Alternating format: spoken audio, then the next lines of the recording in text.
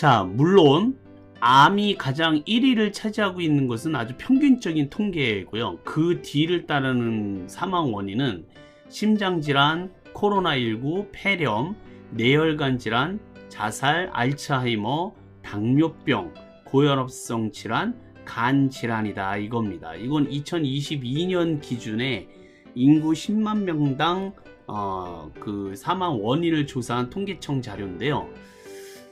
우리나라의 사망 원인이 암 아니냐라고 물어보실 수 있지만 아닙니다.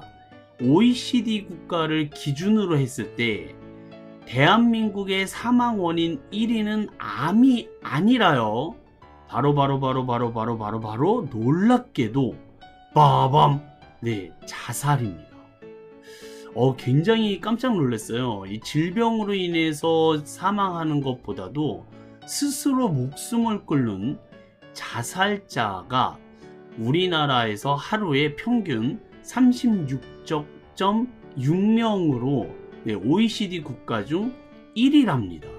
네, 그래서 우리나라도요, 이 작년과 재작년, 그때 사망 원인 1위를 찍은 것이 자살이라고 합니다. 굉장히 깜짝 놀랐어요. 작년 한 해 동안 우리나라에서 13,195명, 하루에 36명 꼴인데 이 사람들이 자살로 생을 마감했다라는 겁니다. 그러니까 하루에 36명이니까요. 지금도 누군가가 자살, 생명을 끊고 있다라는 뜻입니다. 특히 20대의 자살률은 코로나19 이후 1년간 13%나 증가했고요. OECD 국가 중에서 자살률 1위라는 오명도 여전히 지키고 있는 셈입니다. 자, 무엇이 이렇게 만들었을까? 오늘 하루 같이 영어 공부를 통해서 그 이유를 한번 찾아보셨으면 좋겠습니다. 자, 그리고 세 번째로 알고 계셔야 되는 영어 단어가 자살입니다. cancer, 암 말고요. heart disease, 심장질환 말고 OECD 국가 중에서 사망 원인 1위로 대한민국에서 5명을 그대로 지키고 있는 사망 원인 자살인데요. 자, 영어 단어로 suicide 라고 쓰시고요. 따라 읽어보세요. suicide 라고 합니다. 이 발음이 좀 어려우실 수 있는데요. SUI까지만 보시면은 이게 수어라고 있죠. 수어라는 말을 다른 말로 바꾸면 셀프가 됩니다. SELF. 네, 스스로, 자신이, 이런 말이죠. 셀프. 그 다음에 뒤에는 CIDE만 떼서 같은 단어로 바꾸게 되면 KILL, 많이 들어보셨을 거예요. kill입니다. kill, 죽이다. 셀프로 죽이다. 그러니까 스스로를 죽이는 것, 셀프 킬을 다 합치게 되면 suicide라는 표현이 된다라는 것이죠. 자, 자살, suicide. 이게 우리나라의 1위라는 것이 참 믿겨지지 않는데요. 지난 2월 달인가요? 네, 그 몇 년 전인데 송파구 석천동의 그 지하 새방에 살던 세 모녀가 스스로 목숨을 끊는 사건이 기억나실 거예요. 책상 위에 놓인 봉투 안에는 죄송합니다. 마지막 집세와 공과금입니다. 정말 죄송합니다. 라고 쓰인 편지와 함께 70만 원이 들어있었던 사건. 정부에서는요, 이 사건이 뉴스에 보도된 이후에 복지 사각지대를 없애겠다, 공공연하게 발표하긴 했습니다만, 이런 정부의 대책이 과연 생계형 자살을 막을 수 있을까? 막연한 안타까움을 넘어서요, 빈곤한 사람들의 자살을 우리는 어떻게 바라봐야 할까라는 고민이 더 많이 드는 상황입니다. 이렇게 생계형 자살이 굉장히 많은 나라가 우리나라라는 거예요. 그것뿐만이 아니라 지금 현재 40분에 1명씩 소중한 생명을 스스로 끊는 이런 상황에 대해서 과연 우리는 어떻게 생각해야 되느냐? 전부 다 이렇게 먹기 살기 어려워서 죽느냐? 그건 아닙니다. 직장인들도 그 직장 내 괴롭힘으로 인해서 수어사이드를 실행하는 사람들이 많고요.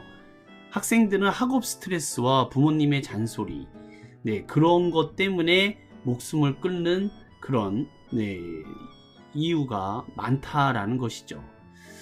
제가 생각하기에 이렇게 수어사이드가 많은 이유는요, 무관심 때문이 아닐까.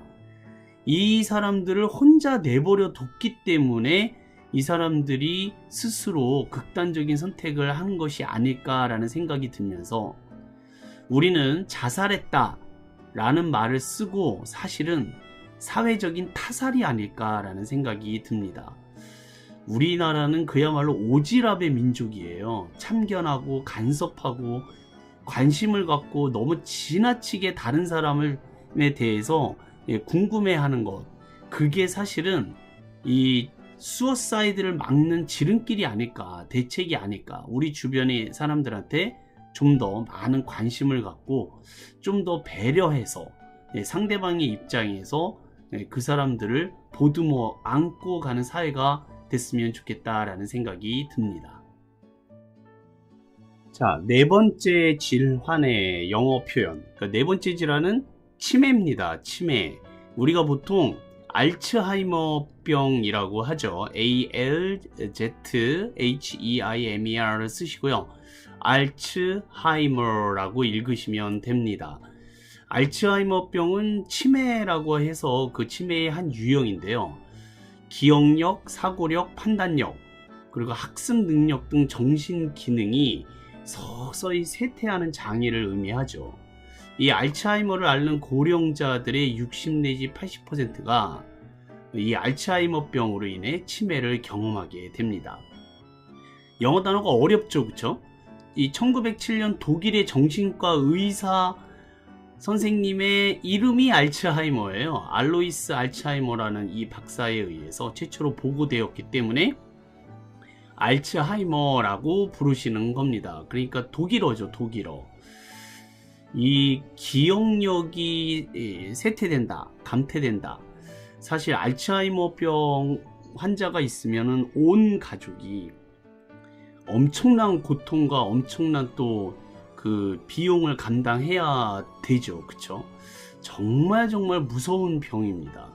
근데 이게 그 알츠하이머냐 건망증이냐, 이 두 가지를 구별하실 수는 있으셔야 돼요. 내가 치매인가? 이렇게 막 가슴이 철렁 내려앉으신다 뭐 이러신 분들이 있는데, 건망증과 치매를 구별하는 방법을 잠깐 알려드릴게요. 건망증이시면은 주소를 잊어먹으실 때가 있어요. 그거는 건망증입니다. 근데 치매는 우리 집이 어딘지를 잊어버리는 거예요. 그 다음에 아내 생일, 남편 생일을 잊어버리시면 건망증이고요. 남편이나 아내 얼굴을 잊어버려서 누구요? 라고 하면은 치매입니다. 그리고 그 화장실에서 볼일을 보고 지퍼를 안 올린다든지 뭐 그런 경우는 건망증이고요. 지퍼를 내리지 않고 볼일을 보면 치매입니다. 네. 그리고요, 건망증은요, 심해질수록 걱정만 되는 거고요. 걱정이 많이 되시면 건망증이에요. 근데 치매는 심해질수록 아무 걱정이 없다는 사실. 자, 아무튼 우리는 이 치매, 알츠하이머를 걸리지 않으려면 가장 좋은 방법은 뭐라고 그랬어요? 영어 공부하시는 겁니다. 실제로 이 치매 연구를 평생 한 박사님들의 공통적인 논문 결과가 외국어를 공부해라 라는 겁니다. 굉장히 중요한 교훈이에요. 왜냐하면 뇌를 끊임없이 운동을 시킬 수 있는 그런 방법은 외국어 학습만큼 좋은 게 없다 이겁니다. 여러분들은 정말 잘 하시고 계시고요. 알츠하이머 같은 거는 절대로 걸리지 않으실 거예요. 네. 자, 다섯 번째 사망 원인을 일으키는 질환은 당뇨병입니다. 자, 당뇨병을 영어로요, diabetes 라고 쓰시고요. 자, 읽어볼까요? diabetes 또는 디아베테스 이렇게 읽는 영어권 사람들도 있어요. 디아베테스 요게 딱 떨어지는 발음이긴 한데 실제 이제 들어보게 되면요, 이렇게 읽는다라는 거죠. 다이아비티스 요게 당뇨병입니다. 당뇨병은 단 것을 많이 먹어서 걸리는 것은 아니라고 해요. 뭐 구체적인 증상은 그 인슐린의 분비량이 부족하거나 정상적인 기능이 이루어지지 않아서 혈중 포도당 농도가 높은 질환이라는 거죠. 그러니까 안에 그 피 안에 그 설탕이 너무 많이 들어있다. 뭐 그걸 당뇨병이라고 보시면 좋으실 것 같습니다. 뭐 소변을 너무 자주 넣는다든지, 밥을 많이 먹는다든지, 물을 자꾸 마신다든지, 체중이 빠지고 체력 저하 및 피로감이 쉽게 계속 유지되고 피부 질환 및 가려움증이 있으면 당뇨병이라고 진단을 내릴 수 있습니다. 굉장히 무서운 병 중에 하나죠. 당뇨병이 안 걸리려면 아까 제가 암을 예방할 때의 그 수칙을 말씀드린 것처럼 꾸준한 식사 조절, 허리둘레 유지하셔야 되고, 규칙적인 운동하셔야 되고, 균형 잡힌 식단 골고루 제때 드셔야 되며, 좋은 생활 습관을 길들이셔야 됩니다. 네, 잠을 깊이 주무신다든지 금연하셔야 되고, 술 드시면 안 된다. 정기적인 검진이 꼭 필요하다라는 겁니다. 고위험군인 경우 검진을 더 자주 받으셔야 된다는 것. 네, 건강한 삶을 끝까지 잘 유지하실 수 있으셨으면 좋겠습니다.